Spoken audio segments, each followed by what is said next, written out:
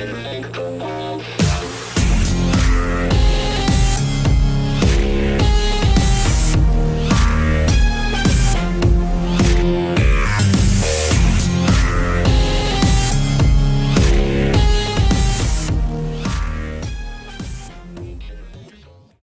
venue utilization panel is the most unusual panel of the day because one of the things that racetracks are doing more and more of is using the racetrack for non-traditional events. And also, Benjamin, we're going to start out with you because first of all, I want you to explain what SpeedShare is all about. All right, thank you very much. I'm the managing director and founder of SpeedShare.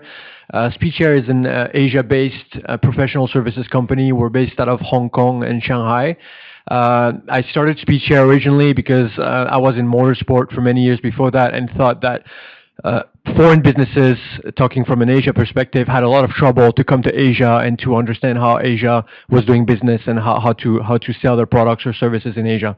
SpeedShare provides business development and marketing services to basically motorsports or automotive-related companies who are interested to move into China and the Asian market.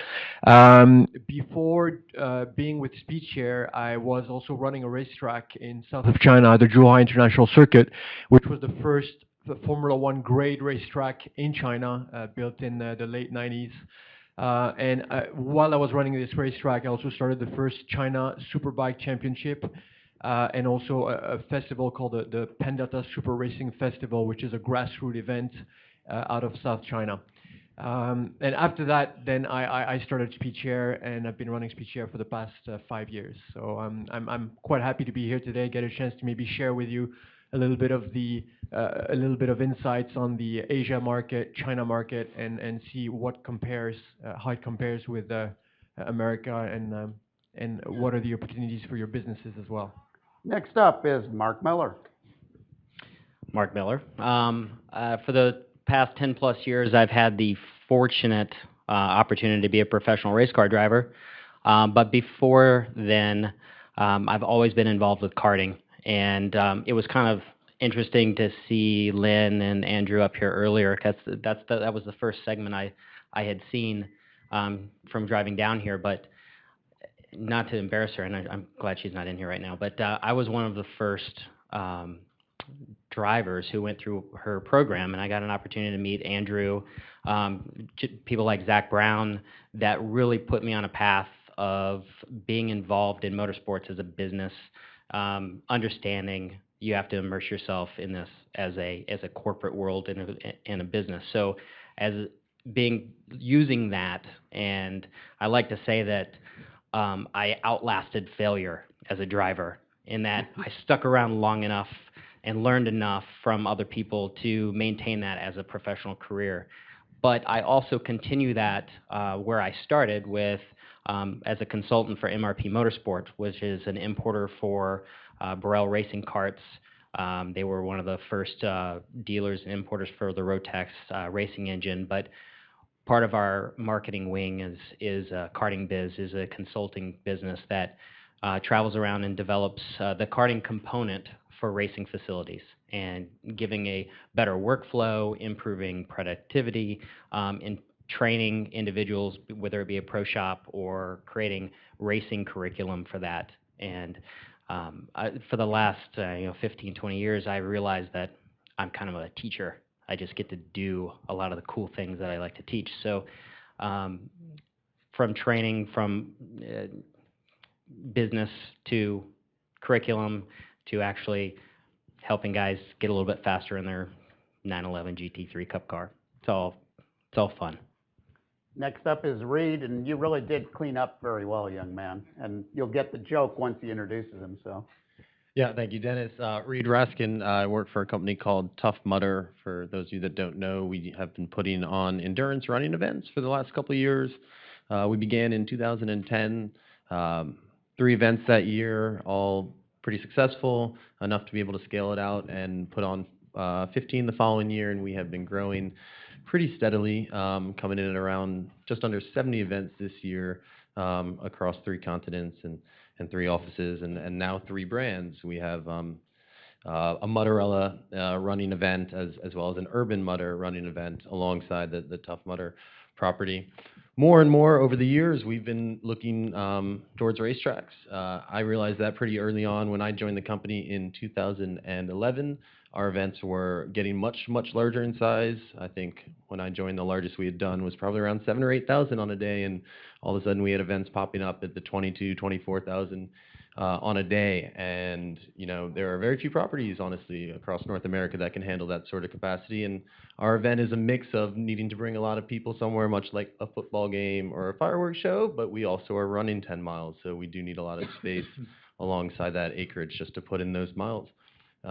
Very quickly, we started looking at racetracks, and we developed some really good relationships with tracks that we still use. We've been at some very large speedways. I think our first one that we did was Homestead, Miami in early 2012, and we're still continuing a relationship with MIS. We just brought on Road America this year. We have Pocono Raceway that we use, and then of course on kind of some of the smaller markets using a lot of NHRA. We've been with Raceway Park in New Jersey, was our second ever event in 2010, and we have now done, I think, 7 or so with them over the last 4 years. So it's been great for us, and automotive industry and racing is new to me. A lot of what was talked about today went over my head, but I'm excited to be here. And you wouldn't know it from looking at me, but at one time in my teens, I was actually an athlete, and I always wanted to be a bike racer. I raced some bike motocross and then started doing some endurance stuff. So I'm trying to this is how I'd be a domestique. And our next guest actually has ridden in some of the biggest cycling events in the world. My name is Tom Schuler from Milwaukee, and I want to thank Tim and Margot and Dennis for having us here on racetrack utilization. My company, Team Sports, is in cycling, I guess, what a lot of you do in auto racing, which is wear a lot of hats. And our company manages teams of professional athletes, from the Motorola cycling team, the 7-Eleven team, the team I raced on, to a team for Saturn cars and a team about diabetes. We also manage some events, and what we do there, and Reed and I were talking at the break, we put on a criterium, which is really a city center criterium. We might do it in Chicago or Milwaukee, in a city center where we can use a iconic finish line and then go around and race around the neighborhood, a lapped race. And we have done races at racetracks. In fact, Road America is one of our current venues. We do a race series in Chicago of 8 races. We do a race series in Wisconsin of 11 days called the Tour of America's Dairyland. And a lot of similarities. I enjoyed the dialogue this morning. We are often sponsorship based, especially in the team side of the business, which all the funding comes from sponsorship. We can't operate a cycling team without about 98% sponsorship income. On the event side, we count on entry fees, we count on sponsorship, and we count on city fees.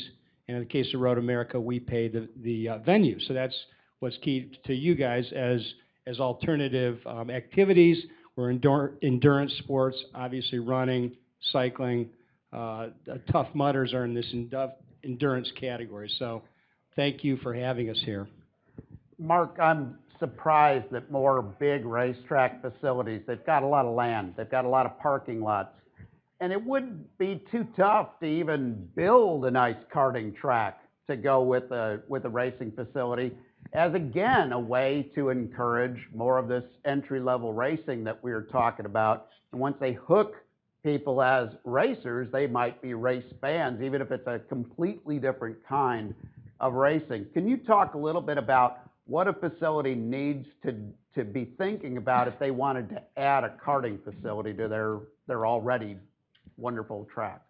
Well, earlier today we were talking, the panelists were talking about how do we grow motorsports, how do we keep people engaged and keep people involved. And it's hard sometimes as racers, and a lot of us in here are here because we're racers or love racing and passionate about motorsports. But there's a difference between being a racer and being an enthusiast, and there's a difference between catering to racers and catering to enthusiasts. And for a racetrack, I mean, they cater to enthusiasts. And with karting, the mentality needs to be also, the majority of your program needs to be catered to that enthusiast, because that's the person that's going to fill those doors on a regular basis, and spend the most time and effort and income, because they're not looking to go up so much. They're looking to enjoy their time with their families.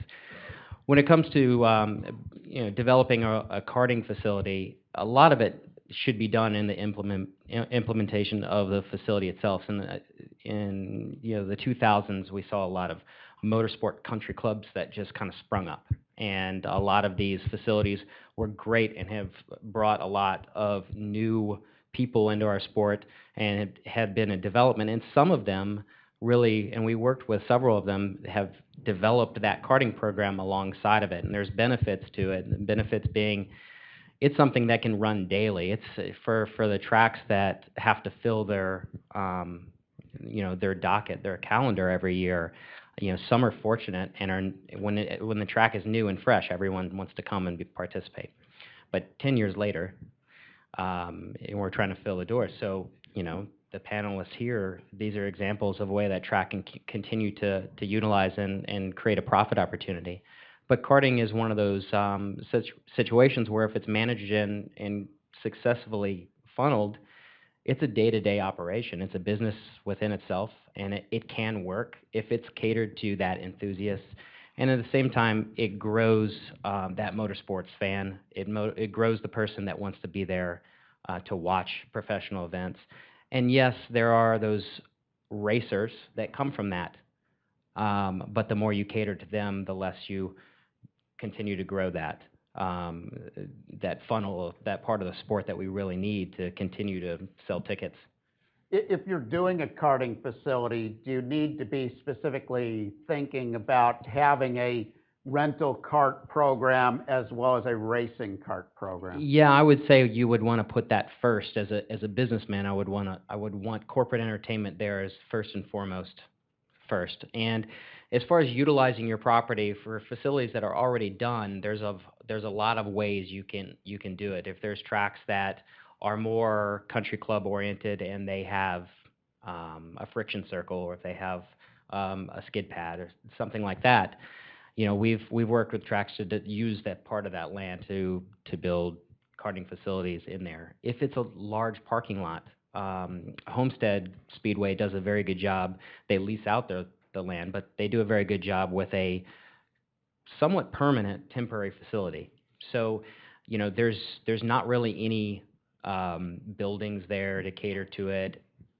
If we would always want the facility to kind of take that on and say, well, this could be a profit opportunity for us, rather than just leasing that out and creating liability for other people. And instead of doing that, they can actually do it themselves. That's one of those board decisions that you have to approve. But they were able to do it with just a limited amount of curbing, lots of runoff on an overflow parking lot.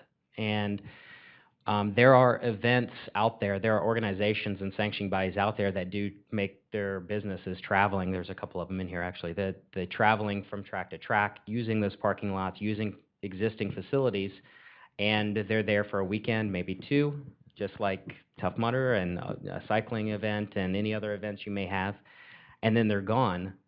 But that opportunity remains the other 200-300 days a year that could be utilized as a profit opportunity. And the great thing about a racetrack is they know racing, so they have the ability to create that opportunity for themselves. Reed, one thing about Tough Mudder, you guys get a ton of publicity, and that's free publicity for a racetrack that is hosting one of your events that can help them sell a lot of tickets. Talk a little bit about what the track owner or promoter has to think about as far as schedule space, amount of room that they need on the facility, and how they can work that into their existing racing schedule. Sure. That is very much what I do, and is to go around and meet with property owners, meet with tracks, and try and figure out how people are using their property. The better I can understand what's going on, whether there's carting going on, when it's going on, and what the structure of that relationship is. Understanding, what commitments the track has already made to things like a driving school or driving experience, any other sort of leases or uses of the property that are going on. And then, of course, looking at the calendar, trying to understand when those major full property events are going on. It's obviously different for every track, but getting a good understanding of when the property is going to be filled with, to its entirety, and focusing on those dates and really trying to find a way to squeeze in around them. Obviously, those dates aren't going to change. They're much, much bigger events and revenue drivers than what Tough Mudder will bring, in looking at, say, a full NASCAR event. But figuring out how close we can be to it. If we're going to be ahead of it, the only focus there is restoration. Obviously, for the Tough Mudder event, we are going into the ground in a couple of places for obstacles. We are creating mud. We return the property as we found it. It generally takes us about 5 days to do so. Things that we can't control, sunlight, rain. I wouldn't advise having a full NASCAR event, after we put obstacles in the parking lot. It depends on the part of the country and kind of what the property looks like, but we've come as close as 2 weeks before an event like that, and we've done okay. The costs are incurred by us in terms of restoration, and they can get obviously more expensive the closer you are to an event like that. In an ideal world, we don't get any intrinsic value of being a week or two before what's going to be your largest event of the year. So it works quite well for us to come in after that, and the only thing to consider there is it takes us the better part of a month to be setting up obstacles. It's a small team of a couple guys setting up one at a time, but again, if you're trying to fill every parking spot, on a property, you're going to obviously be losing some, and we certainly wouldn't want to be leaving obstacles up and intact while the property had an event going on for obviously some liability reasons. So the point would be to work with you and figure out a date that makes sense for everyone, and then to keep that date every year. Ritualize it so that when people leave, the event that day, they know that we'll be back the same weekend the next year. Tom, your Tour of America's Dairyland does utilize Road America, I believe. I've always thought, what a cool way for a big event in a metro area to kick off their NASCAR weekend. How about having a bike race finish, at least at one of the segments of the tour, on a racetrack? That would be kind of cool. Is that practical? Absolutely. Unlike Tough Mudder, if you utilize the track for cycling, there is no residual on that track. We may even clean it off, with especially with our cyclists on the course. But we specialize in the racing aspect, Olympic Tour de France style racing. There's a whole range of new events called fondos. Has anyone heard of a fondo, which is in Italian, that means big ride, and it's thousands of riders, and those can be appropriate. And in fact, I think Road America does a cancer fundraiser fondo, and those can be a very appropriate event for a road track. Cyclists want variety, they want hills, they want an iconic course they can never ride on a regular basis. So again, Road Atlanta, we do Laguna Seca is what's the race out there? The Sea Otter, thank you. We race on that road course, and cyclists love riding on these road courses because they can't get access to this course, and that's what they're looking for. Challenging hills, the corners, it's all very appropriate. And again, like you said, Dennis, if a fondo comes in with 5,000 or 10,000 people, the parking, the concessions the night before, that's all, in my opinion, appropriate. We generally don't disrupt the paddock area so much. Sea Otter, as for those of you that have been there, that's a whole festival of cycling. It's really the spring kickoff for California for the whole industry. Another similarity to our sport of cycling is we are very dependent on the largest sporting good industry in the country, which is cycling. It's a very large industry, and that industry supports bike racing, much like the auto industry, of course, drives auto racing. So festivals like Sea Otter are a very appropriate use around the country. And that new word is fondo, and that's again, more volume than the typical races we do. And that's certainly going to get a lot of press for a track or facility. And heck, it might be a great fundraiser for your local charity that the track is supporting as well. Again, as I've stated all through the day here today, the great thing about RTBC is we bring together people of different backgrounds. And Benjamin, while you're not directly in this kind of a business, I wanted to get you on this panel because we wanted to talk how, are they doing the same things overseas, over in Asia, of using the tracks for more than just a racetrack yet? Or is that something that only us Americans is doing? Actually, yeah, it is starting. It is starting. What is really important to remember is that the life of motorsport, I mean, the culture of motorsport is very recent in Asia. If I say Asia, I will say ex-Japan because Japan has more history in motorsport. But if I talk China, Malaysia, Philippines, Indonesia, and maybe Vietnam, Cambodia, where there is no motorsport whatsoever, very little motorsport, it is recent. However, whatever has happened over the past maybe 15 years, when people build a racetrack, they will build a facility usually that always will integrate a kart track. Shanghai Formula One racetrack has a kart track. Sepang Formula One circuit in Kuala Lumpur, Malaysia, has a kart facility as well. Zhuhai International Circuit in south of China has a kart facility. So it seems like they follow a little bit more the European model in the fact that, in the way that they've always integrated karting tracks as like the feeding series to build bring enthusiasts to the racetrack. So that's one thing that they do. And just to give you an example, I was in Dubai 2 weekends ago at the Dubai Autodrome, and next to the Dubai Autodrome there's the Dubai Kartdrome, and I was taking part in the 24 hours of Dubai kart race. And we were 150 drivers, and it's just a 24-hour really well-organized event. There was 25 teams, and just to share how much passion there is in karting. Fernando Alonso was participating in the race just with his friends. He came with his buddies, and we thought he was kidding because next to Team Speedshare there was Team Puntonas, and there was a guy called Fernando Alonso, and we thought, who's this guy? Who took the name of the Formula One driver. And actually he shows up on the track, and we were racing alongside Fernando Alonso. So really there is this culture of fun and Formula One drivers getting back into kart because they really have fun. That's something that's happening in Asia a lot. In addition to that, I work a lot with Sepang Formula One circuit in Malaysia. They've been very clever. They bring a lot of events. They bring a lot of concerts to the racetrack just because it's a great venue. There is a lot of space, a lot of parking space. So they bring concert and famous singers from the region to do an event in the Formula One track.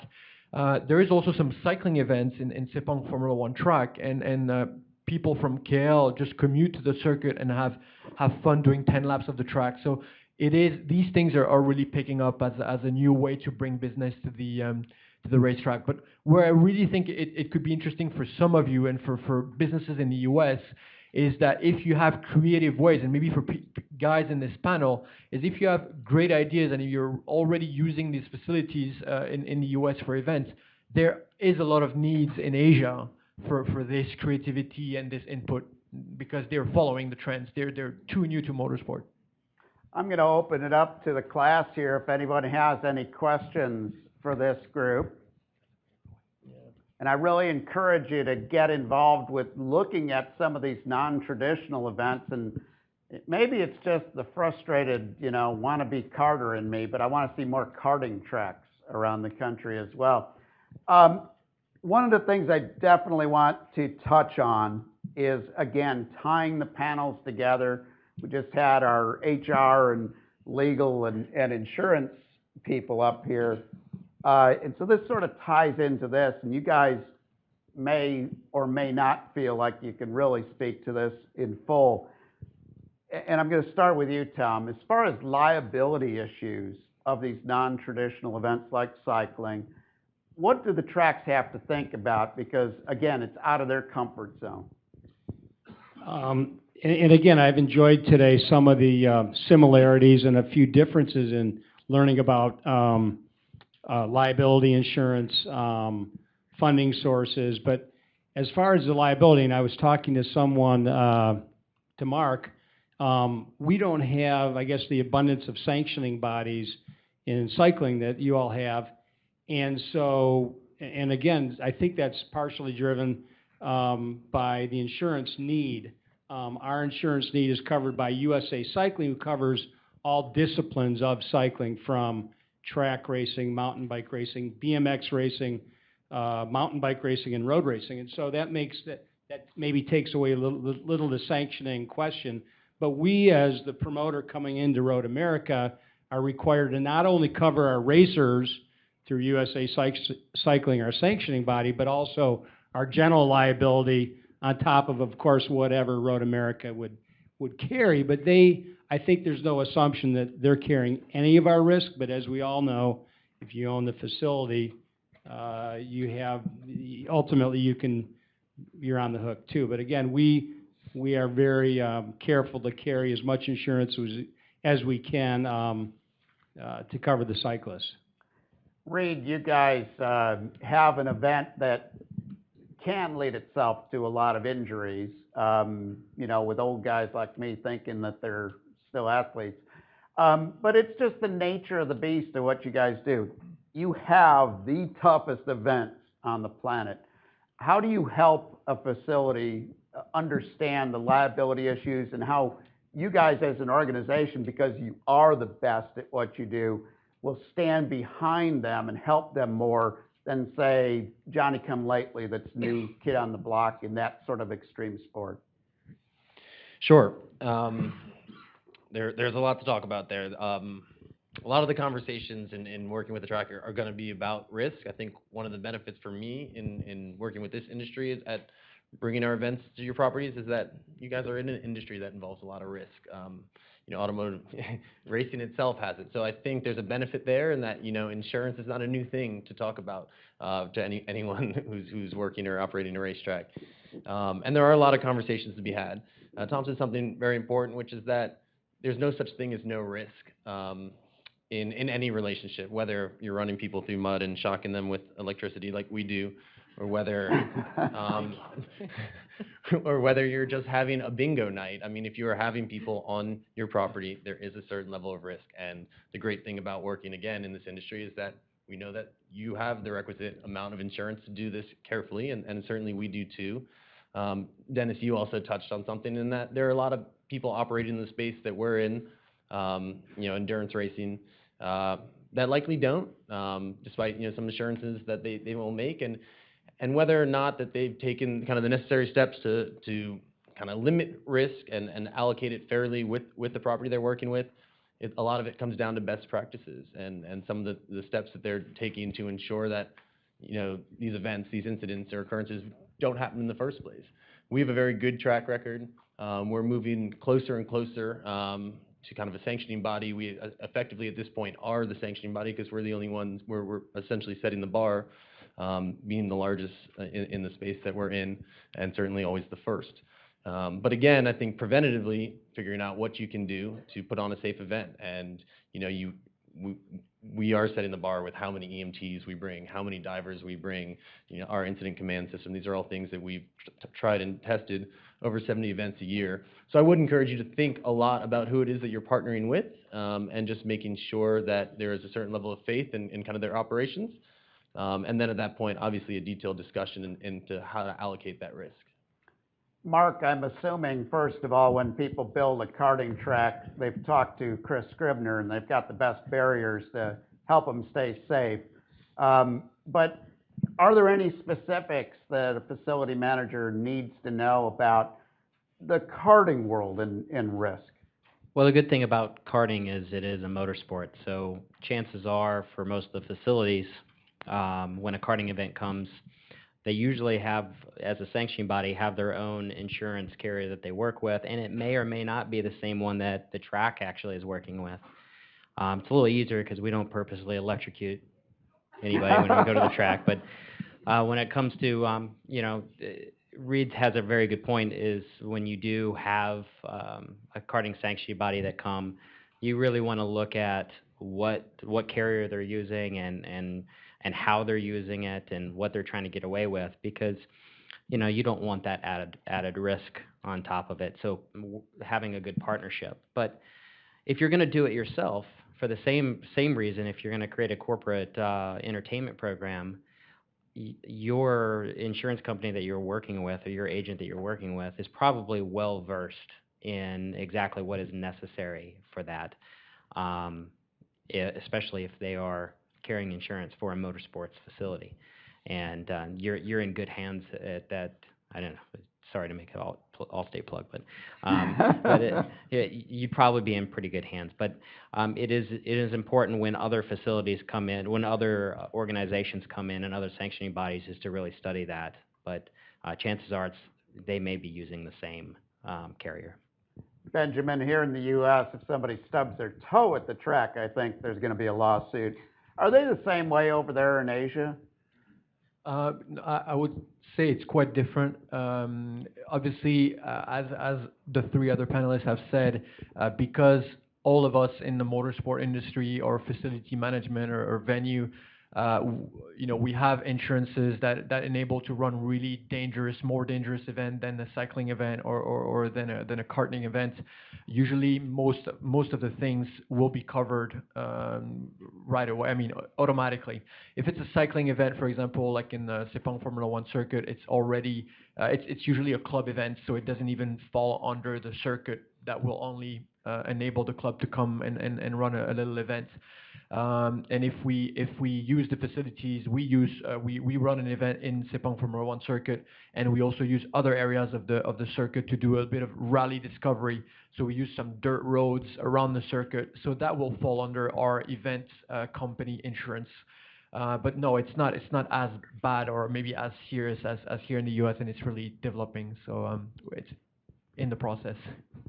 Tom, if track owners, promoters, series operators want to look into adding a cycling event as a little additional thing that they do, what's the best advice you have for them?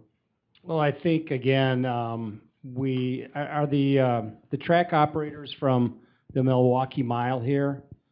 A couple guys, Andy Schmidt, I think, and there has been a bike race at the Milwaukee Mile. It's obviously a mile track, but the infield's been utilized to make about a 2-mile track. And so you might think oval is not an exciting place. I know Humpy Wheeler had regular Tuesday night races on his facility back in the day.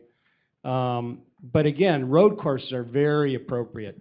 Road courses can be utilized. All the infrastructure is there, concessions, and some sort of, if you have a open weekend, a festival, there's a very strong industry behind cycling, a festival much like the Sea Otter Classic, or, Dennis, the lead-in event, like is happening at one of the Formula events.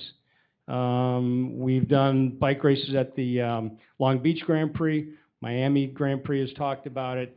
And it's a different way, it's a way to access a different audience, and, it seems like a decent fit.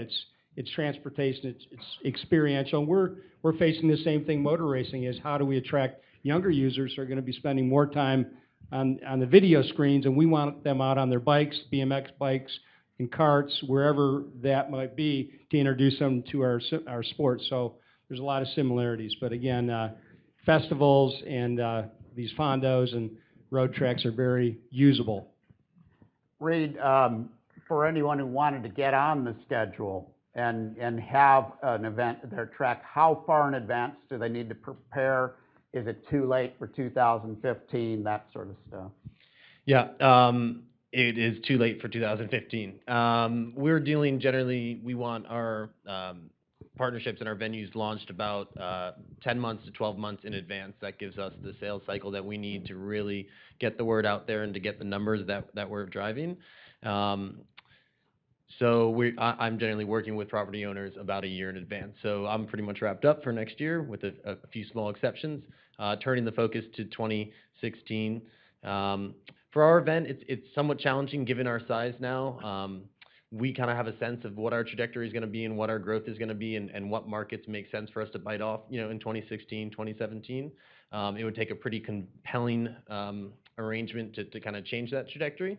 But there are, there are many others out there, and not just in the mud run space, but other, great events, color runs and music festivals and things that should be out there. But I'm always willing to engage in conversations. Again, we have 35 events across North America, so likely your track falls close to kind of the markets that we're targeting. And Mark, if a track wants to hire you to design and develop a road or a karting track for them, what is the turnaround? How do they get going? Well, we work with a lot of different consultants too. So, there's not necessarily, a full-on service that designs the track for you, but we can help you utilize your space. A lot of facilities have the room and don't realize it. Some have the parking system and don't utilize it in a way that they could create a profitable return. And we work, like we said, we work with some other designers, and we work with, especially depending on your region, to develop a program that works for you. And a lot of track operators may already have karting facilities, and it could be as simple as maximizing the profitability of that facility, whether they have an outside service that comes in and runs the karting program for you, and choosing the right partner, because someone who runs a kart shop doesn't necessarily run a strong business. Not a lot of really strong business people come from a passionate racing background. They come from a background of doing whatever it takes so they can go racing. So it's a different. You need to be looking out for yourself and growing your customer base more than anything else. Benjamin, I'll give you the final word today. Tell folks how they can get involved with you if they want to expand to the Asian market. Because some of these folks might have buddies of theirs in the racing industry that are looking to get their parts and pieces overseas. Yeah, it's really a good opportunity, I think, today to share with you a little bit more about the Asia motorsport, China motorsport. It is really a booming industry in Asia. A lot of industries are booming, obviously, and it's very difficult sometimes to grasp what can be the opportunity for a business like yours to expand. And you are on a market which has been doing motorsport for over 100 years, and it's very similar in Europe. It's sometimes very saturated. Sponsorships is something that has been going on for maybe not 100 years, but a long time, and brands don't really know what to do to communicate. There are lots of opportunities. Lots of things are new in China. There's lots of potential also for sponsors. So I think there are potential in a variety of things. For example, an American brand who wants to start to promote their products in Asia, how can they use a venue in China? How can they leverage on an event that's taking place in China to promote their brand? How can a racetrack in the US leverage on wealthy Chinese who want to travel to the US because they want to differentiate from their friends? They own all the most expensive racing cars, but now they want to say they've come to Indianapolis, they've been in Daytona, and they had a private coaching session at Skip Barber. There are tons of opportunities like this. It's just so difficult maybe for you when you're based so far away from the market to grasp these opportunities and say, yes, in 2015, 16, I'm going to leverage and I'm going to expand my business into China or into Indonesia, Malaysia, and so on. So this is the platform that we provide for companies like yours to say, we will help you overnight basically to have an office in Shanghai and in Hong Kong and to support your business in their development rather than taking 3 to 5 years to actually have significant business in this region. Maybe within a year and a half or 2 years, you could start your business. And we've worked with companies like Orica Motorsport, which is a famous European motorsport companies. We work with StudyKart, which actually is also a famous European kart company to help them develop in Asia, and it's been tremendously successful. So I really hope that there can be more partnership between Asian businesses and US businesses to expand your business to other regions of the world. Let's hear it for our venue utilization panel.